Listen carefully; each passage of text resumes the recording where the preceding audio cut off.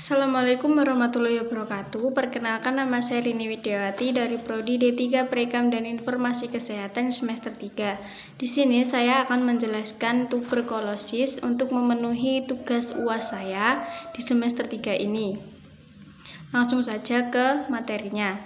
Tuberkulosis atau disingkat TBC, singkatan dari Tuber Cell Bacillus, merupakan penyakit menular yang umum dan dalam banyak kasus bersifat mematikan. Tuberkulosis TBC atau TB adalah penyakit infeksi pada saluran pernafasan yang disebabkan oleh bakteri. Penyakit ini disebabkan oleh berbagai strain mikrobakteria. Umumnya Mycobacterium tuberculosis atau disingkat MTB atau MTBC. Tuberkulosis biasanya menyerang paru-paru, namun juga bisa berdampak pada bagian tubuh lainnya. Gejala infeksi TB aktif di luar paru-paru. Gejala TB luar paru-paru atau TB paru bervariasi tergantung pada daerah tubuh yang terinfeksi. Misalnya, batuk berdahak 2 minggu lebih, sakit pinggang dapat merupakan gejala dari TB di tulang belakang atau leher. Anda mungkin mendapatkan bengkak ketika kelenjar getah bening di leher terinfeksi. Orang-orang yang berisiko tinggi tertular tuberkulosis atau TBC adalah: yang pertama, orang-orang yang kontak fisik secara dekat dengan penderita; yang kedua, orang-orang tua; yang ketiga, anak-anak; yang keempat, pengguna psikotropika; yang kelima, orang-orang yang bertaraf hidup rendah dan memiliki akses rendah terhadap fasilitas kesehatan; yang keenam, mengidap HIV; yang ketujuh, orang-orang yang berada di negara yang terkena epidemi TBC; yang kedelapan adalah orang-orang yang sedang sakit dan turun daya tahan kekebalan tubuhnya. Beberapa pemeriksaan penunjang yang diperlukan untuk menegakkan diagnosis TB paru antara lain sebagai berikut.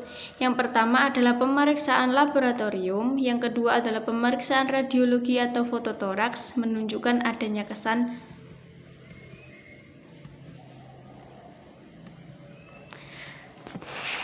Bagaimana cara mencegah penyakit TB paru?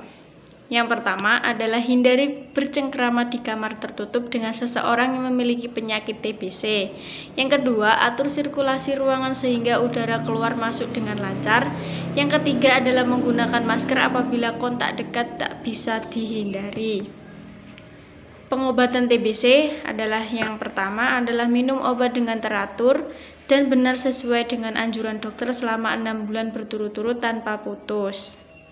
Yang kedua adalah makan makanan yang baik dengan gizi yang seimbang. Yang ketiga adalah istirahat yang cukup. Yang keempat, berhenti merokok atau hindari minum minuman beralkohol dan obat bius. Yang kelima adalah anggota keluarga ikut aktif dalam memperhatikan si penderita dalam meminum obatnya secara teratur dan benar. Yang keenam, dianjurkan meminum obat dalam keadaan perut kosong atau pada waktu pagi. Yang terakhir adalah perawatan dari orang yang mengidap TBC. Yang pertama adalah perawatan bagi TBC aktif dan TBC pasif. Walaupun menggunakan obat anti-tuberkulosis atau OATS yang sama, namun periode perawatannya berbeda. Penderita TBC pasif atau infeksi TBC cukup diberi perawatan dalam waktu 6 bulan yang dikenal dengan perawatan pencegahan. Sedangkan penderita TBC aktif atau penyakit TBC memerlukan waktu 6-9 bulan dan tindakan isolasi mungkin diperlukan ketika dianggap menular. Perawatan dalam kedua keadaan itu disertai dengan mengkonsumsi makanan bergizi, istirahat yang cukup, dan mengikuti saran-saran dokter. Yang kedua, karena pengobatan ini memerlukan waktu yang lama dan obat-obatan yang diminum juga banyak, maka faktor kepatuhan penderita minum obat sangat diperlukan untuk mencegah kegagalan terapi atau resistensi. Untuk itu, dilakukan strategi penyembuhan TBC jangka pendek dengan pengawasan langsung atau dikenal dengan istilah DOTS atau Directly Observed Treatment Short Course. Dalam DOTS Ada seseorang yang akan mengawasi serta mengingatkan penderita minum OAT yang disebut dengan pengawas minum obat atau PMO.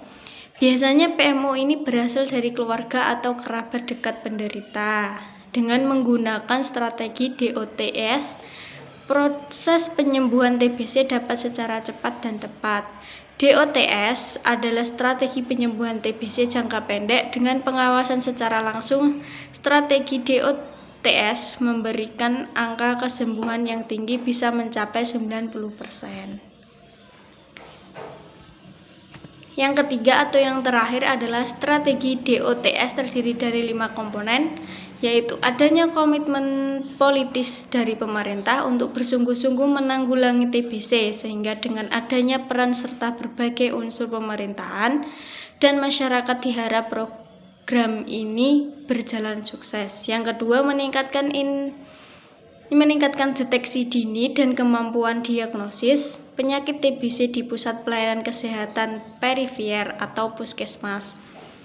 Yang ketiga adalah pengobatan TBC dengan obat anti-TBC atau OAT jangka pendek dengan diawasi secara langsung oleh pengawas minum obat PMO.